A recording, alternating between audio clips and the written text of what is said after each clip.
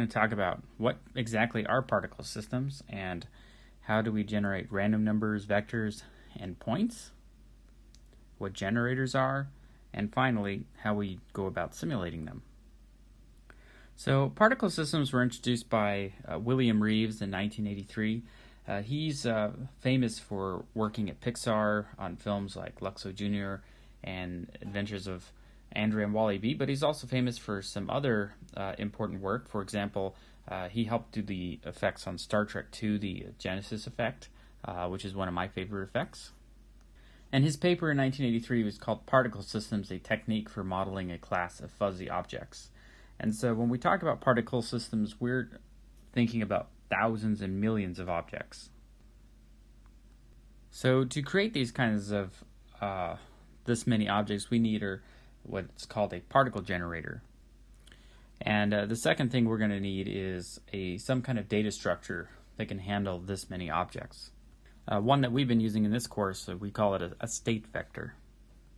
And we might use it to hold things like position or velocity. Maybe we need to generate initial position and initial velocity. And so in order to do that, we probably want to generate these randomly. So we're going to talk about random numbers, vectors, and points. So when we're talking about random numbers, vectors, and points, the first bit of advice is don't call the system random function. And the reason why is because, historically, sometimes rand has been known for not being a very good random number generator, but what we want to focus on is not that it's bad or good, because in today's instances, many of them are good, but we need to think about the characteristics.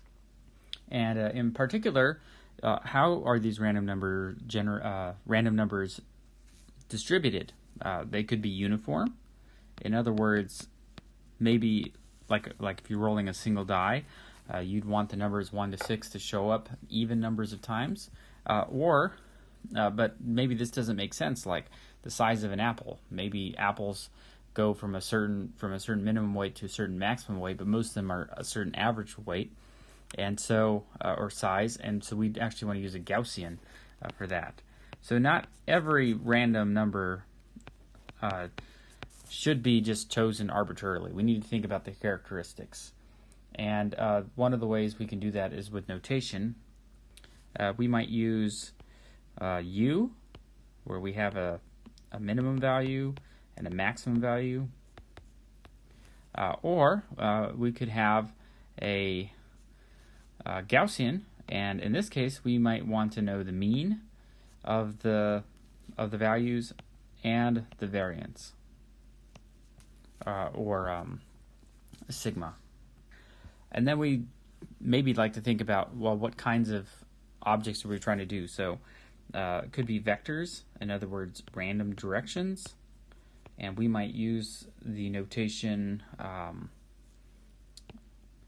D. So maybe we want a uniform distribution going along from a certain vector, and some kind of width. So we call this delta. So how far away from this vector W should we be going away from? And then secondly, we might want to use a Gaussian instead, in which case we need to pass in the vector we're interested in and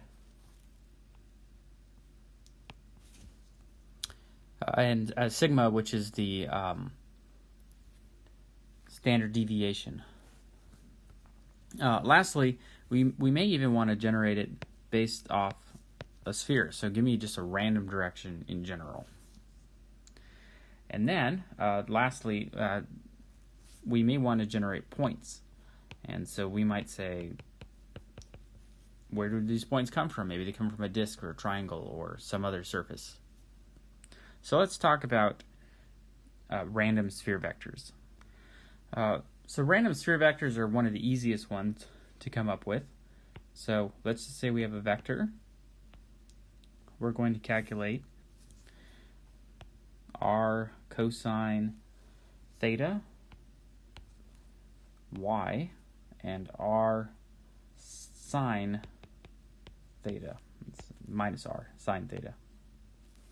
And the way that we pick this is we say that theta is going to be a uniformly randomly distributed number between negative pi and pi.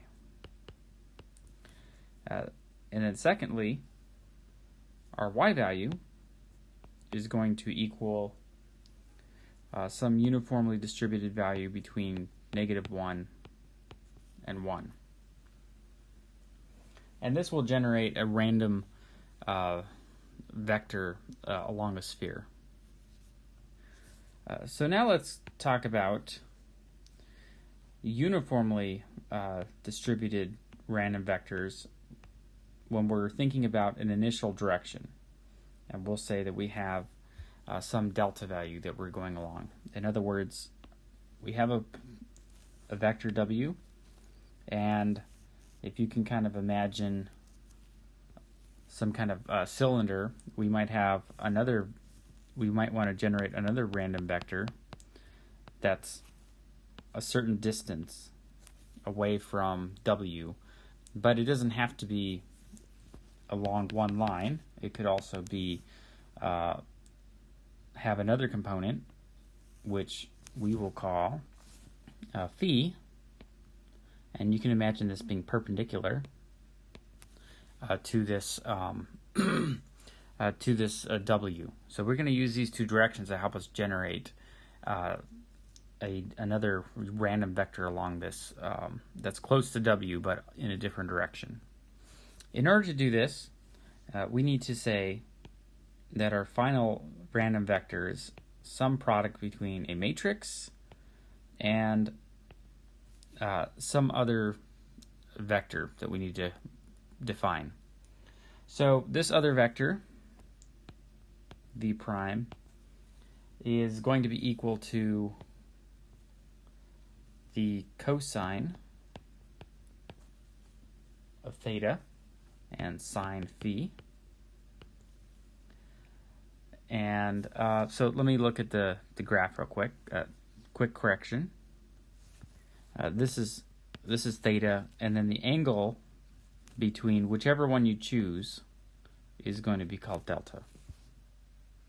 So going back to our equation here, we have cosine theta, sine phi, sine theta, sine phi, and cosine phi. Next, we need to choose those values for theta. So we could say that theta is a uniformly distributed number between minus pi and pi. And then we could say that phi is an equation of square root of f times delta. And you'll remember delta is a parameter, but we still need a value for f. So if we're talking about a uniformly distributed value, we are going to say that f equals a uniform random number between 0 and 1. So it's representing a fraction of how far we are. Later we'll see how we need to change this if we're going to use a Gaussian random vector, which is the same process as a uniform.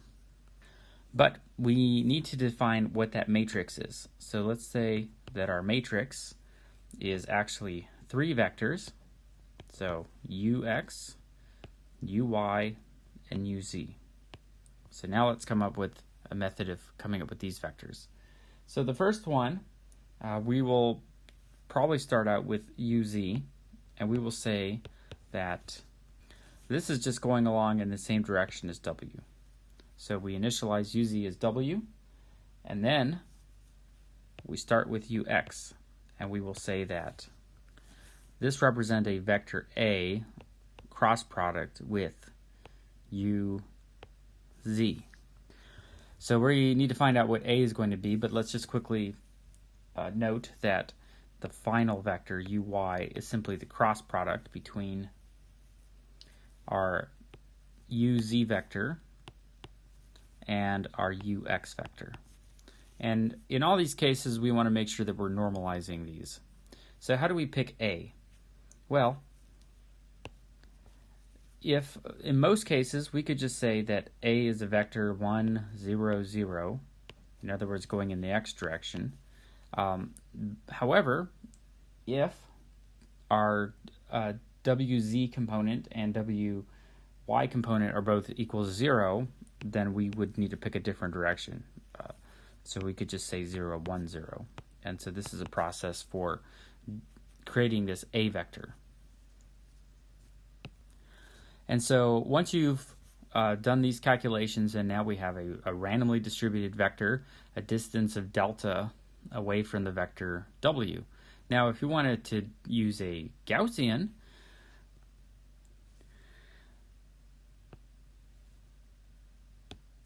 then instead of f equals the uniform number between 0 and 1, we will just say that f equals the Gaussian number between 0 and delta over 3. And so using these equations, this is how we would generate random vectors between either uniformly away from a vector or distributed in a Gaussian manner. So now let's talk about how we generate all these points. And so we use what's called a generator. So we use these to inject new particles into the system. And we have a few choices. For example, time can be a component. So should we generate new particles on an interval? For example, we all know the familiar, sprinkler head, where it kind of sends out different spurts at a time, so on an interval. Perhaps it's like a continuous stream, right? Maybe we have a waterfall and it's generating particles coming off the waterfall. So this might be an example using a continuous stream. Or maybe it just happens to be instantaneous, like a firework or a gunshot. So that would be a instantaneous generator of particles. And we have to decide how we're going to do it. Maybe it's omnidirectional. In other words, do these points go in every direction, or perhaps they're directed in some certain kinds of directions? For example, if maybe we had a hose and it's spraying out water. Okay, or another option is maybe it's coming from a particular kind of surface. It could be coming from a triangle, some kind of disc, or it could be coming from a sphere.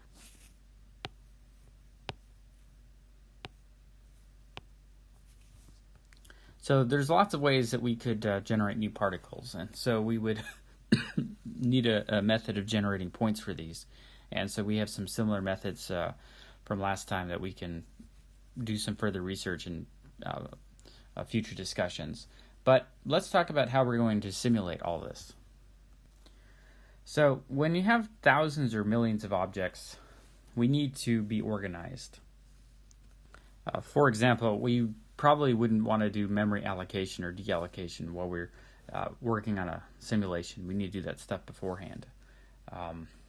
And we may need to deal with limited particles, in which case we might need to recycle or remove older particles or determine some kind of heuristic to decide which particles should be recycled.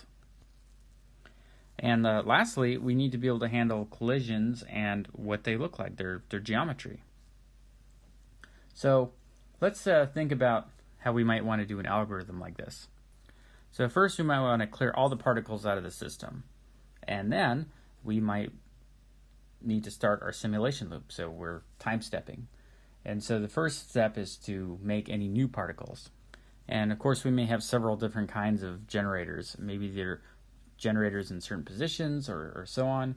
The next step is then to test and deactivate any particles. So maybe this is where we use recycling or age or some other heuristic to determine which ones we should do that with. Next, we need to compute their accelerations. And this is starting the physics process. And then if it's render time, then we'll go ahead and draw them. And then lastly, we need to get ready for the next time step. So then we're going to go ahead and integrate our particles and calculate the next time step.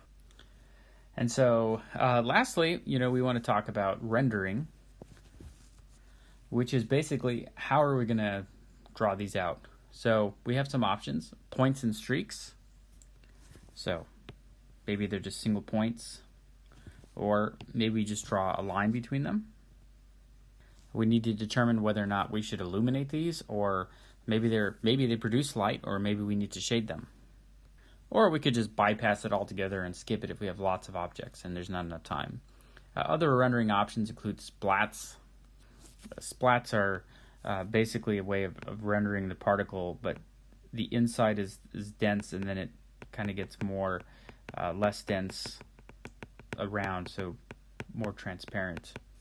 So, or with a gradient. And we could also do sprites. This allows an artist maybe to produce what our particles should look like. And another choice is volume rendering. And volume rendering can be useful for things like smoke or fire, weather patterns, different kinds of things like that. And of course, that's not as real-time as effective as we'd like it to be, but we have choices depending on what our intended device ought to be, and so on.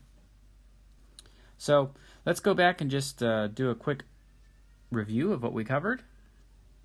We talked about particle systems, how to generate random numbers, vectors and points. We talked about how we use generators to create the particles in our particle system. And last, we talked about how to go through the process of simulating this whole particle system and how we go rendering, how we approach rendering to that. So anyways, I'd like to thank you and tell you adios.